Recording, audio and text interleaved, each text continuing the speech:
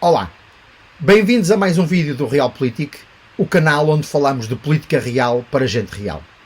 Eu sou o Rui Alberto Silva e sou o vosso guia nesta reflexão sobre o mundo da política real a que chamamos precisamente Realpolitik. Hoje vamos falar de um assunto que a maior parte das pessoas considera chato, enfadonho, mas que é obrigatório abordar. E é obrigatório porque, no fundo, é aquele que é a base e a sustentação de toda a política, de todos os Estados e de todos os povos. Vamos falar de política económica. Há uma tendência crescente dos governos de atender às exigências do eleitorado em questões financeiras e mesmo económicas, algumas das quais de âmbito estratégico, que muitas vezes são contraproducentes, não corretas e mesmo erradas. Explicando. Nós, durante a segunda metade do século XX, depois do final da Segunda Guerra Mundial e início do século XXI, e especialmente na Europa Ocidental, mas um pouco por todo o mundo, fomos doutrinados, e isto para não usar uma palavra mais forte, que não pode haver ricos. O Estado Social é um Estado igualitário, dizem-nos, em que a riqueza deve ser distribuída de forma igual e equitativa em todos os cidadãos, em que as desigualdades e as clivagens devem ser combatidas e que deve ser o Estado a promover essa igualdade, esse nivelamento e esse equilíbrio. Até aqui, tudo bem e todos de acordo. O mal disto é que esta política foi aplicada ao contrário. Nós, de facto, não queremos não ter ricos. O que nós queremos é não ter pobres. Nós não queremos que os ricos ganhem menos. Nós o que queremos, ou devemos querer, é que os pobres ganhem mais. O Estado Social não é um Estado sem ricos, é sim um Estado sem pobres. Mas, como é óbvio, para que se gere valor, proveito e riqueza, e os cidadãos atinjam, na sua esmagadora maioria, um nível de vida confortável, são necessárias medidas estratégicas, estruturantes, de médio e longo prazo, fundamentadas na educação, na formação, no incentivo ao investimento, à retenção de capital, à inovação e ao desenvolvimento. Medidas que demoram anos, gerações até. Medidas que, devido à sua morosidade, implicam pactos de regime, paciência, comprometimento, sentido de Estado, noção de futuro, inteligência estratégica. Tudo o que os partidos ocidentais, em especial os de esquerda e mesmo os sociais-democráticas, não têm. As políticas são feitas para o aqui e agora, para a satisfação imediata dos eleitores, para se refletirem nas sondagens, para garantir a próxima eleição, na época das redes sociais, para garantir mais likes, mais shares e mais ratings.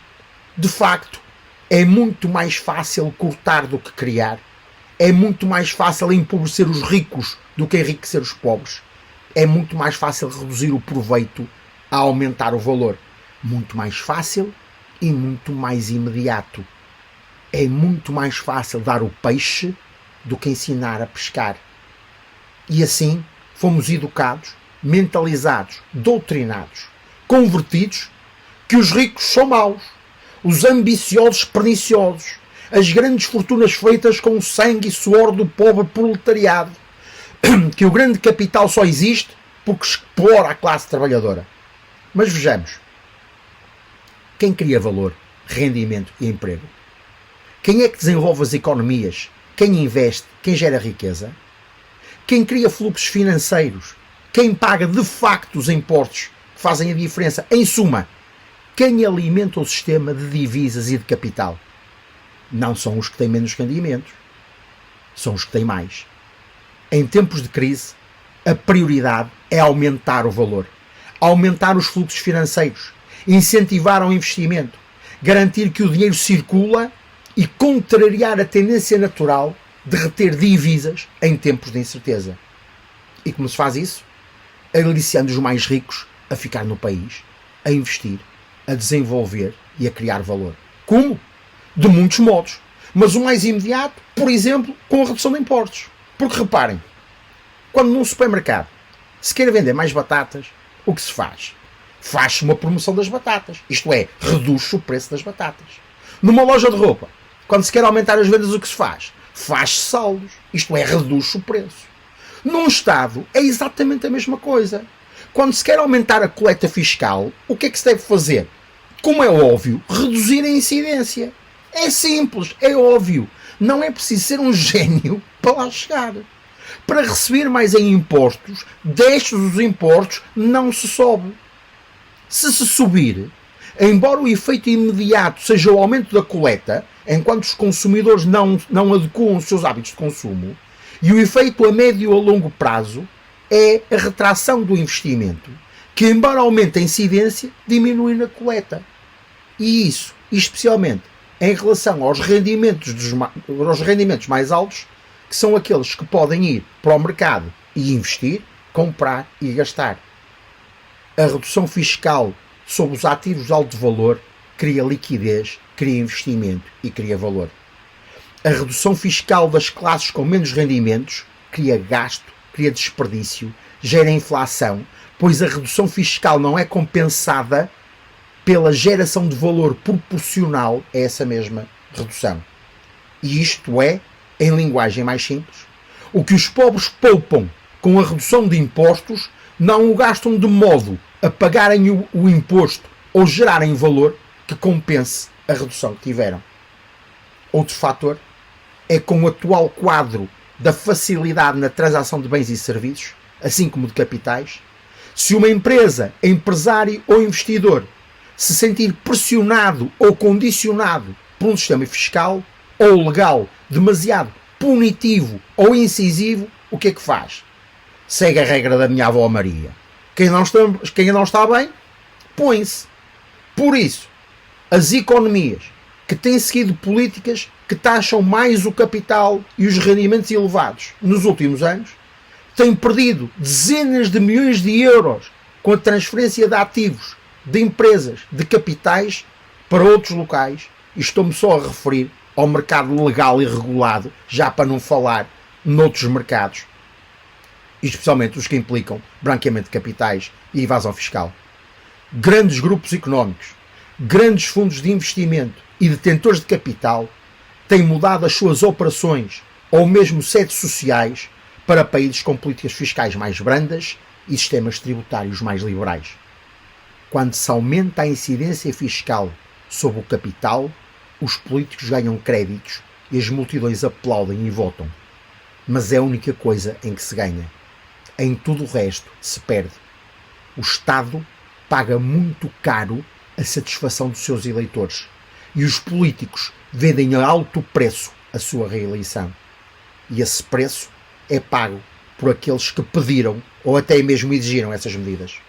Porque tarde ou cedo, com os mais ricos a retrair o investimento, a deslocalizar as operações, a radicar as empresas em paraísos fiscais, o país vai sofrer de falta de liquidez, falta de investimento, uma perda de receitas fiscais, para além de, obviamente, perder imensos postos de trabalho. Com isso, vão ficar mais expostos a empréstimos em mercados externos e, obviamente, com essa exposição, os juros sobre a dívida soberana vão aumentar até ao ponto de serem insustentáveis. E sabem o resto da história, não sabem? A intervenção do FMI e do Banco Central Europeu, medidas draconianas, contenção, crise e a famosa austeridade. E para os ricos? Não. Que esses fugiram quando as hordas ignorantes e as esquerdas demagógicas pediram a sua taxação, a sua expoliação e por vezes até se fala ainda em nacionalizações. Quem paga sempre as grandes recessões é a classe média. Aqueles que compram local, gastam no supermercado da sociedade, isto é, gastam, logo geram receita e coleta e que fazem circular divisas que geram liquidez. Por culpa dos ricos? Não. Por culpa dos cidadãos votantes que não souberam aliciar e reter aqueles que lhe pagam os ordenados, que lhe garantem os empréstimos, que fazem os investimentos, que asseguram o desenvolvimento de que todos dependemos. Com medidas que incidam negativamente sobre o capital, o povo só consegue uma coisa: que os pobres fiquem mais pobres, que as suas necessidades e dependências aumentem e que o Estado Social perca cada vez mais sustentabilidade. Chega a ser ridículo como isto não se entende. Chega a ser criminoso quando políticos, unicamente movidos pela sua ganância de poder e necessidade de eleição ou reeleição, não explicam aos seus eleitores algo tão óbvio e simples e ainda por cima acalentam o oposto, fazendo da voz da ignorância a sua voz e da estupidez a sua política. Reparem que não estou a descobrir nada de novo. Vejam a história de Portugal nos últimos 48 anos e vejam se não tenho razão. Têm dúvidas? Vejam a França, a Espanha e a Grécia. Uma pena. Mais uma vez os eleitores têm o peixe, mas não sabem pescar. Garantem a migalha de hoje, mas asseguram a miséria do amanhã. Outra crise, outra recessão, que em vez de se solucionar, só se agrava. Um dia destes, vamos falar no dever dos políticos e no nosso dever de os eleger. Enquanto a motivação dos políticos for ser eleito e não governar, for ser popular e não eficiente, for garantir o hoje e não amanhã, nunca sairemos deste marasmo em que andamos repetida e incessantemente há anos. Porque enquanto enquanto não aprendermos a pescar, estaremos sempre dependentes do pescador. O mesmo pescador que expulsamos, porque não conseguimos ser como ele, ficamos contra ele. Um dia ainda vamos descobrir que nada sai mais caro que a ignorância e é por sermos cada vez mais ignorantes que somos cada vez mais pobres. Deixe nos comentários o link para algumas obras de referência que acho fundamentais para quem se interessa por este tipo de fenómenos. Relembro que na Advanced, na Imperial Academy of Advanced Science, tem todo um conjunto de cursos e mesmo estudos avançados dedicados à análise política, à geopolítica, à geoestratégia, que aborda estes temas e em que eu tenho a honra de ser professor. O link para esse programa está também nos comentários deste vídeo. E assim ficamos por aqui esta semana.